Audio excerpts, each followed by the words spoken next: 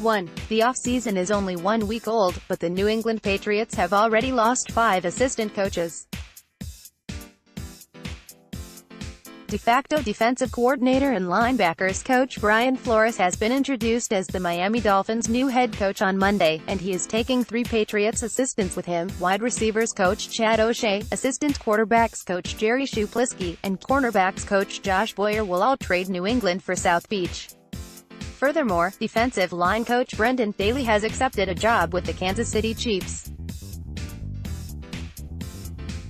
Needless to say that the turnover will pose a challenge for head coach Bill Belichick, especially when it comes to a defense that is losing 3 of 4 assistants. Safeties coach Steve Belichick stays as of right now. What should not be underestimated, however, is the role new defensive coordinator Greg Schiano might play in filling out the staff. Former Schiano assistants like Ohio State cornerbacks coach Taver Johnson or Boston College linebackers coach Bill Sheridan might therefore be on the team's radar. 2. Knowing the Patriots' history of internal promotions, however, New England's coaching assistants on both sides of the football should be kept an eye on. DeMarcus Covington, Audie Austin, Mike Pellegrino and Brian Belichick could see promotions come their way in order to help fill the vacancies created by the departures of Flores and company. The 5th assistant, Cole Popovich, appears to get groomed to one day take over the offensive line. At least, that's how things look right now. Pat's pulpit reader TB12FTW proposed an interesting coaching staff outlook the other day, one that does seem realistic from this point of view. It has Audie Austin take over as wide receivers coach, with current consultant to the head coach Brett Bielema given Daly's old job of coaching the defensive line. DeMarcus Covington and Mike Pellegrino, meanwhile, are tasked with coaching the linebackers and cornerbacks, respectively. All of the moves would make sense. Austin and Covington have a history of coaching on offense and defense, respectively, while Pellegrino has been a quick riser through the ranks since he joined the team as an intern in 2015. Bielema could be the biggest wild card, considering that his aspirations might exceed being a position coach in the NFL. He does, after all, have 12 seasons of collegiate head coaching experience on his resume. 3. Let's go back to Schiano quickly. The Patriots have never hired an outsider to coordinate, but they are no strangers to bringing external coaches into the organization. The aforementioned Brendan Daly joined the team from the Minnesota Vikings, for example, and is just the latest assistant to come to New England from another team and be given a relatively prominent role right away. Dom Capers joined the club in 2008 and was immediately handed the title of special assistant and secondary coach, while Pete Mangarian came on board after a 3-year stint with the Atlanta Falcons to right away coach tight ends. While none of the men joined in as big a role as defensive coordinator, the Patriots' hiring from outside the building is nothing new. 4. While we are at the topic of the Patriots' history, let us quickly address their recent exodus. 5 assistant coaches leaving is unprecedented in the Bill Belichick era, but the team is still familiar when it comes to turnover on its coaching staff. Take the off-season between the 2011 and 2012 seasons, for example, one that has also seen plenty of change. That year, offensive coordinator Bill O'Brien left to become head coach at Penn State and was replaced by Josh McDaniels. Tight ends coach Brian Ferentz joined his father Kirk in Iowa and was replaced by coaching assistant George Godsey. On defense, Matt Patricia went from safeties coach to defensive coordinator with coaching assistant Brian Flores taking his role. Defensive line coach Pepper Johnson and linebackers coach Patrick Graham, meanwhile, switched roles from 2011 to 2012.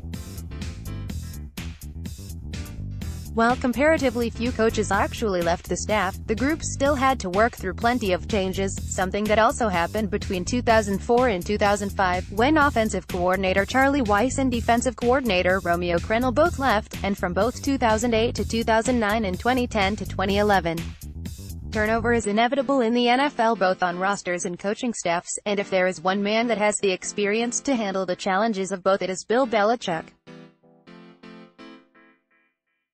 5. Speaking of roster turnover, another challenge awaiting the team in 2019 is free agency. All in all, 18 of the team's players are about to hit the open market next month, with 3 more either restricted or exclusive rights free agents. Biggest names are, of course, defensive edge Trey Flowers and offensive tackle Trent Brown, 2 of the team's best players. Other players up for free agency are worth keeping an eye on as well, however, especially considering how many important role players are part of the list. Kicker Stephen Gostkowski and punter Ryan Allen are as integral a part of the team's kicking game operation as there is. Something that can also be said about coverage linebackers Albert McClellan and Ramon Humber. Jason McCourty and Malcolm Brown were starters on defense in 2019, while Chris Hogan, Cordarrelle Patterson and Philip Dorsett provided valuable depth at wide receiver alongside Super Bowl MVP Julian Edelman. The Patriots are entering the offseason with $18.12 million of salary cap space, according to the Boston Sports Journal's Miguel Benzan, and could not just lose top-tier talent like Flowers and Brown to the open market but also some valuable depth pieces. Add tight end Rob Gronkowski and Devin McCourty as possible players riding off into the sunset, Gronkowski more likely than McCourty, and you could see a drastically different New England team when it starts its off-season workout program on April 15.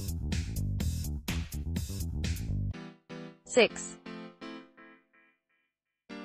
That all being said, if history has taught us one thing, it is that New England is better than any other organization in the NFL at adapting to different personnel both on and off the field.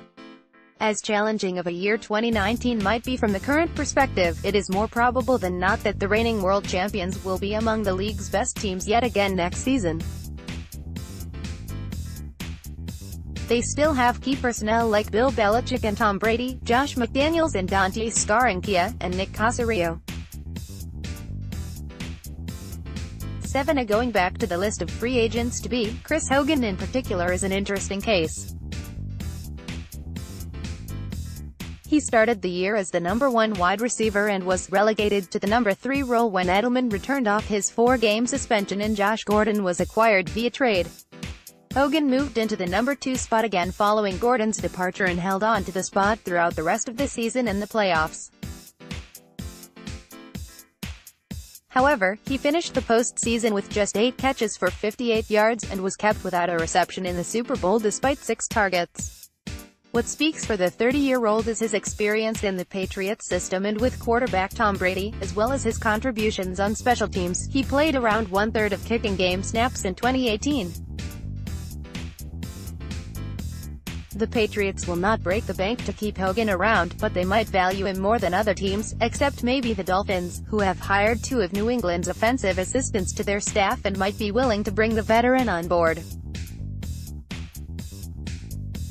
7b. Another player to keep an eye on as free agency approaches is running back Jeremy Hill. The 26-year-old tore his ACL in his first game with the Patriots and after touching the football only 5 times. New England had big plans for the former Cincinnati Bengals second-round draft pick, and it will be interesting to see if the team gives him another shot to serve as depth behind outstanding rookie Sony Michel and alongside James White and Rex Burkhead, 2 different types of backs than both Hill and Michel. 8a. A personal note to end this piece: thank you all for following Pat's Pulpit in 2018. We want to bring you the best Patriots coverage there is and a viable alternative to other outlets, something that would not be possible without you supporting us by visiting the site and listening to our podcasts, and everyone on our staff doing a tremendous job. Seriously, I can't say enough about every single person on the team. Whether you write, edit, moderate, comment, or just visit, you all are the real MVPs, which in this case can very well stand for most valuable pulpiteers. Thank you. 8b. While we're at it, make sure to follow us not just here but also on other channels, from Facebook to Twitter to Instagram to Megaphone, home of our podcasts. I might be a bit biased, but I don't think you'll regret it.